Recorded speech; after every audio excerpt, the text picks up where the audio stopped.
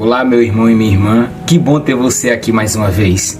Antes de a gente começarmos, deixa eu te explicar como a gente estudaremos hoje o capítulo 3 de Marcos. Primeiro, a gente vamos ler todo o capítulo e em seguida eu vou te ajudar a entender o significado de cada parte. Então, já pega a sua Bíblia e vamos juntos mergulhar nesse capítulo poderoso. Vamos lá?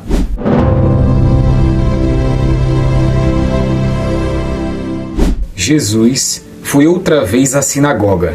Estava ali um homem que tinha uma das mãos aleijada.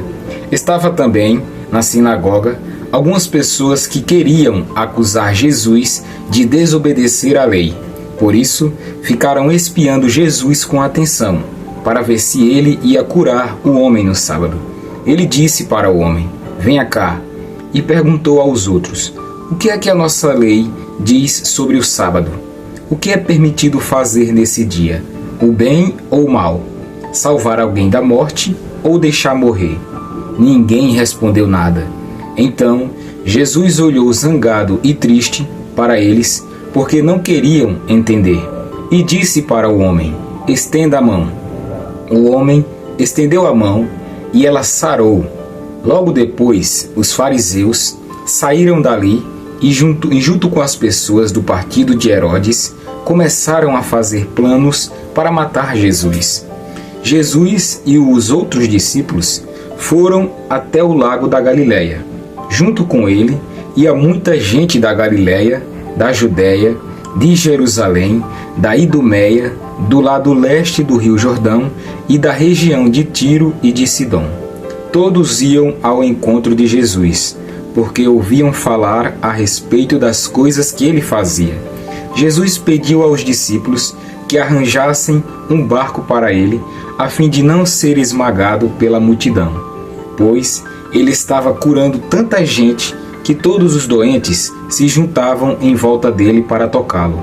E as pessoas que tinham espíritos maus, ao verem Jesus, caíam aos pés dele e gritavam: "O Senhor é o Filho de Deus." Mas Jesus proibiu duramente os espíritos de dizerem quem ele era. Jesus subiu um monte, chamou os que ele quis, e eles foram para perto dele. Então escolheu 12 homens para ficarem com ele e serem enviados para anunciar o Evangelho. A esses 12 ele chamou de apóstolos. Eles receberam autoridade para expulsar demônios. Os 12 foram estes: Simão, a quem Jesus deu o nome de Pedro; Tiago e João, filhos de Zebedeu. A estes ele deu o nome de Boanerges, que quer dizer filhos do trovão; André, Filipe, Bartolomeu, Mateus, Tomé, Tiago, filho de Alfeu, Tadeu, Simão, o nacionalista, e Judas Iscariotes, que traiu Jesus.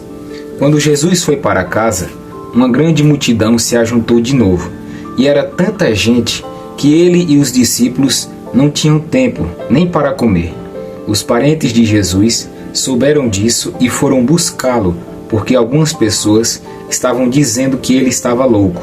Alguns mestres da lei, que tinham vindo de Jerusalém, diziam: "Ele está dominado por Beelzebu, o chefe dos demônios. É Beelzebu que dá poder a este homem para expulsar demônios." Então, Jesus chamou todos e começou a ensiná-los por meio de parábolas. Ele dizia: "Como é que Satanás pode expulsar a si mesmo? O país que se divide em grupos que lutam entre si, certamente será destruído. Se uma família se divide e as pessoas que fazem parte dela começam a lutar entre si, ela será destruída.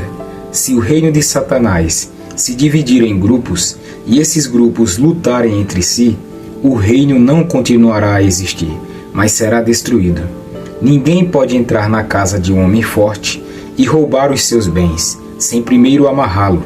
Somente assim, essa pessoa poderá levar o que ele tem em casa. Eu afirmo a vocês que isto é verdade.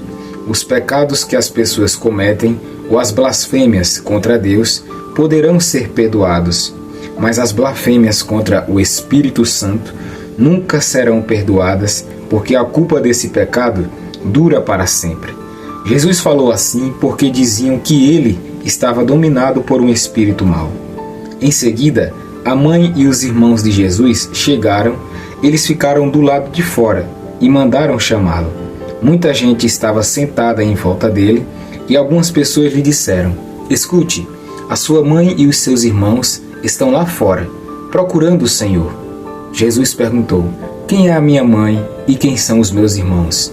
Aí olhou para as pessoas que estavam sentadas em volta dele e disse: "Vejam, aqui estão a minha mãe e os meus irmãos, pois quem faz a vontade de Deus é meu irmão, minha irmã e minha mãe."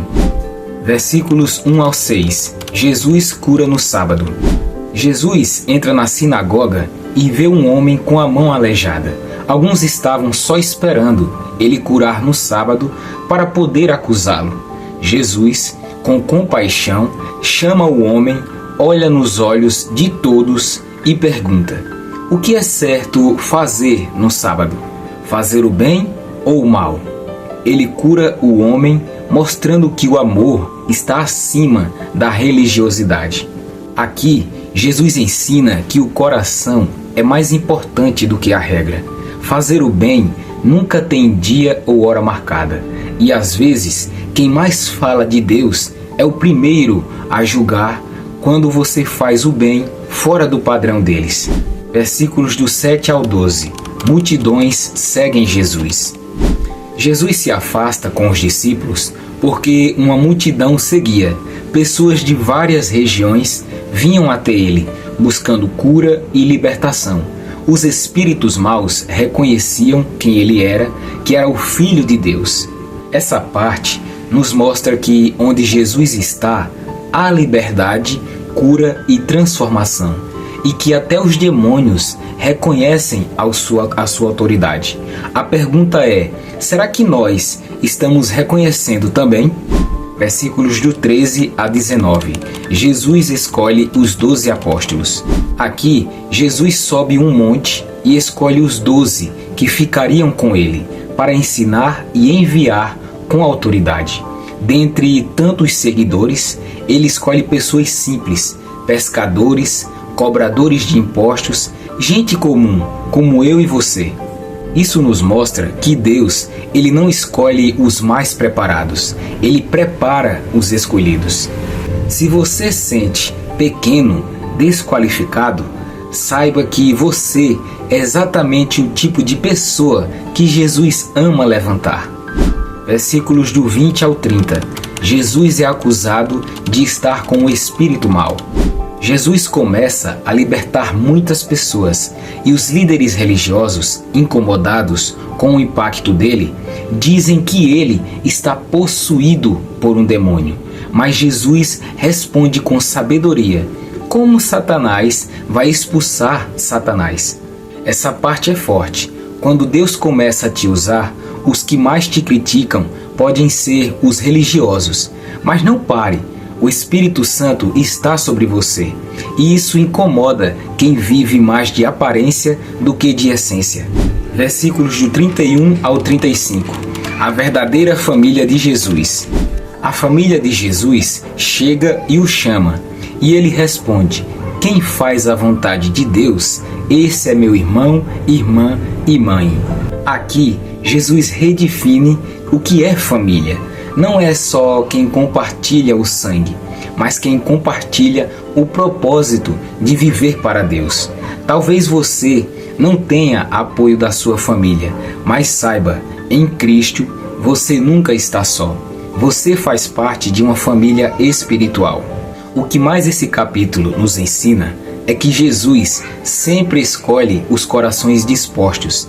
Ele cura, ensina, liberta e nos convida a andar com Ele, mesmo quando somos julgados ou rejeitados.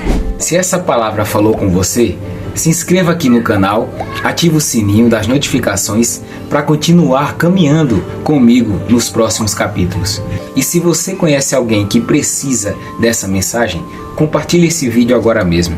Vamos espalhar a luz da palavra, porque o mundo está carente de verdade, amor e direção. E é isso que encontramos em Jesus.